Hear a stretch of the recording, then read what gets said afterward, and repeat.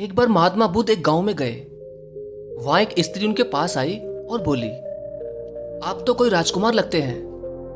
क्या मैं जान सकती हूं कि इस युवा अवस्था में गैरवा वस्त्र पहनने का क्या कारण है? बुद्ध ने विनम्रता पूर्वक उत्तर दिया कि कुछ प्रश्नों के हल ढूंढने के लिए उन्होंने संन्यास लिया है।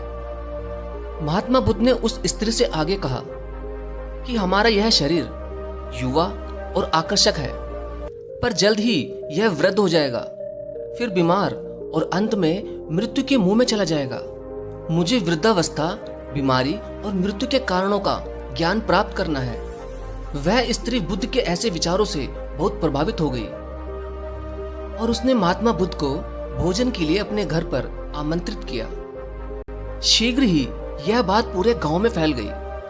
गांववासी बुद्ध के पास आए और उनसे आग्रह किया, आप उस स्त्री के घर भोजन करने ना जाएं, क्योंकि वह स्त्री चरित्रहीन है और आप ऐसी चरित्रहीन महिला के घर भोजन करने ना ही जाएं तो ही अच्छा होगा।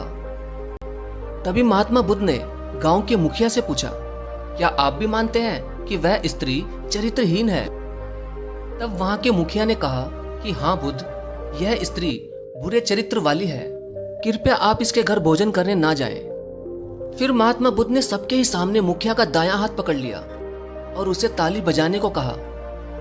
मुखिया ने कहा, मैं एक हाथ से ताली नहीं बजा सकता क्योंकि मेरा दूसरा हाथ आपने पकड़ रखा है। तभी महात्मा बुद्ध ने कहा, जिस प्रकार एक हाथ से ताली नहीं बज सकती, ठीक उसी प्रकार एक स्त्री स्वयं चरित्रहीन कैसे हो सकती है, जब तक कि इस गांव के पुरुष भी चरित्रहीन ना हो। अगर गांव के सभी पुरुष अच्छे होते तो वह स्त्री भी ऐसी ना होती। इसलिए उसके चरित्र के लिए यहाँ के पुरुष ही जिम्मेदार हैं। लेकिन ऐसा काम करके हमारे समाज के पुरुष लज्जित होने की बजाय गौरव से ऊंचा उठा हुआ महसूस करते हैं। महात्मा बुद्ध की ऐसी बातें सुनकर गांव के सभी पुरुषों का सिर शर्म से झुक गया और फिर महात्मा बुद्ध उस महिला के घर भोजन करने चले गए। दोस्तों, महात्मा बुद्ध ने बिल्कुल सही कहा कि एक महिला को चरित्रहीन बनाने में एक पुरुष का ही हाथ होता है, जबकि उससे कहीं ज्यादा वह खुद ही चरित्रहीन है। धन्यवाद।